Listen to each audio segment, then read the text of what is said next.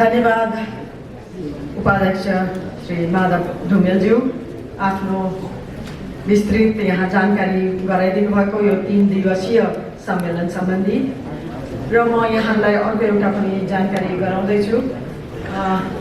हामीले एउटा यो प्रोग्रामहरू यहाँहरूले प्राप्त गर्नुभएको छैन होला यो 3 दिने सम्मेलनको।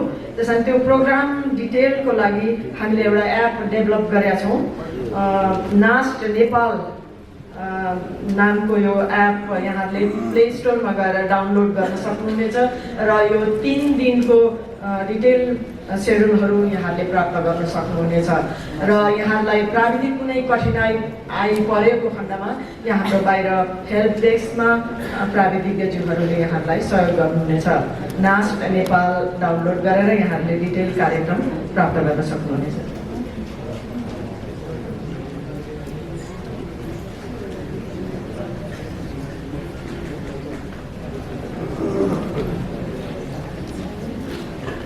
यहाँ हाम्रो सामु सबै विशिष्ट वैज्ञानिक प्राविधिज्ञज्यूहरू विशिष्ट महानुभावहरूको उपस्थिति छ। सबैको नाम त म यहाँबाट लिन सक्दिनँ, तर यहाँ हाम्रो सानो एकजना एकदमै सिनियर हाम्रो आदरणीय भैरव रिसालज्यूको पनि उपस्थिति भएको छ। उहाँलाई म हार्दिक स्वागत गर्न चाहन्छु।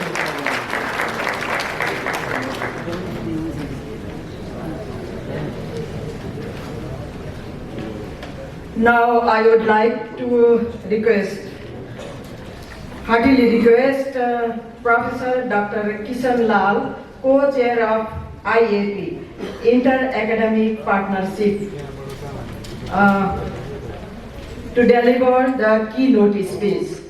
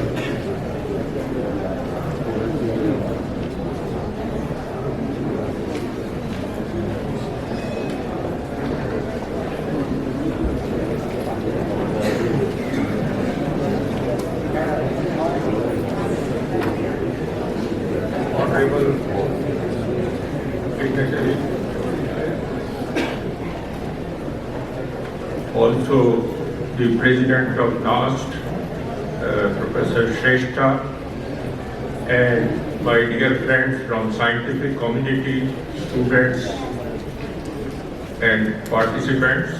It's indeed a great pleasure and privilege to be here in Kathmandu at the request of NAST to deliver this keynote address. We had very close relationship, the Indian National Science Academy, the Nepal Academy for Science and Technology, both as President of INSA at one time or President of ASA, the Asian Network, and now co-chairman of the Global Network of Science Academies.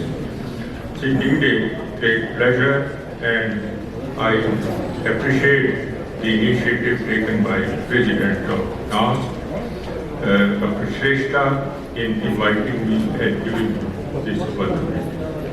In this presentation, I briefly will touch upon what are the challenges in science, technology and innovation, particularly for the developing world.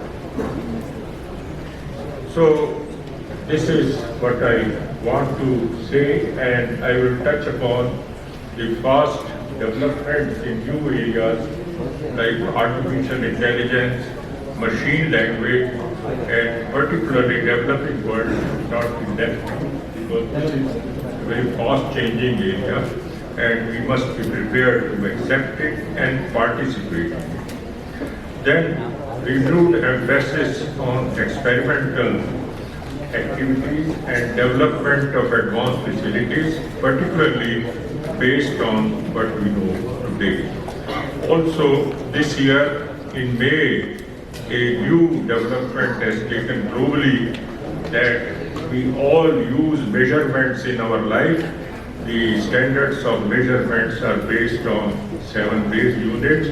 Their definitions have changed, and having been director of National Physical Laboratory which maintains this, I will touch upon a few points because this is also relevant to Nepal.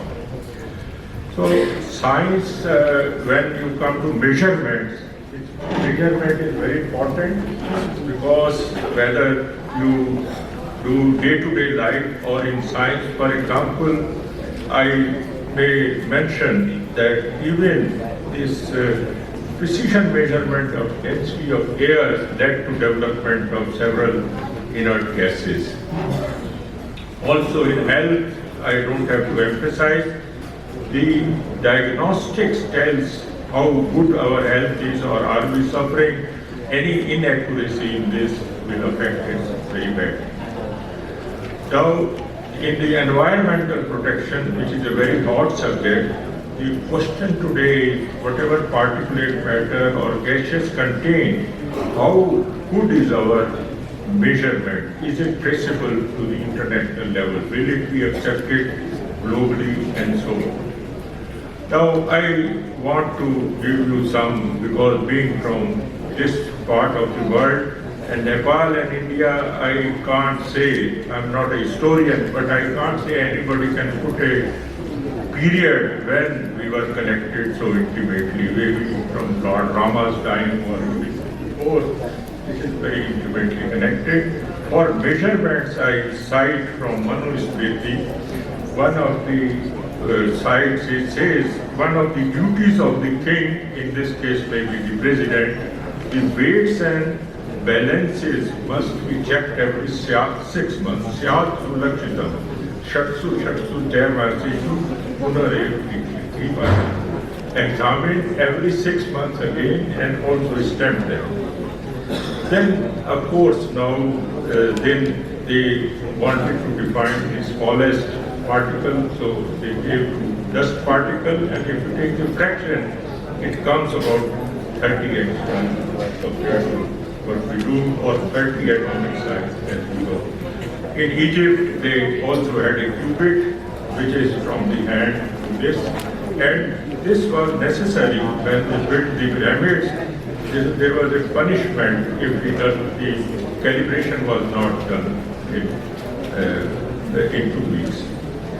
So in Europe, it is very interesting, when the Industrial Revolution came, only then every they decided to have an international set of measurements, but for interest of those who may like to know that at one time in Britain, the measurement was that if the scale of length was a foot, and they said that the ruler's foot will be 1 foot. That is why in day-to-day they say foot of the ruler. In India, you will say putta, means foot of the ruler. So then, when the modern time came, so they said, okay, first they said, take on a Sunday 16 people coming out of the church, take their feet dimensions, make average, that is 1 foot. But this changed when the Industrial Revolution came.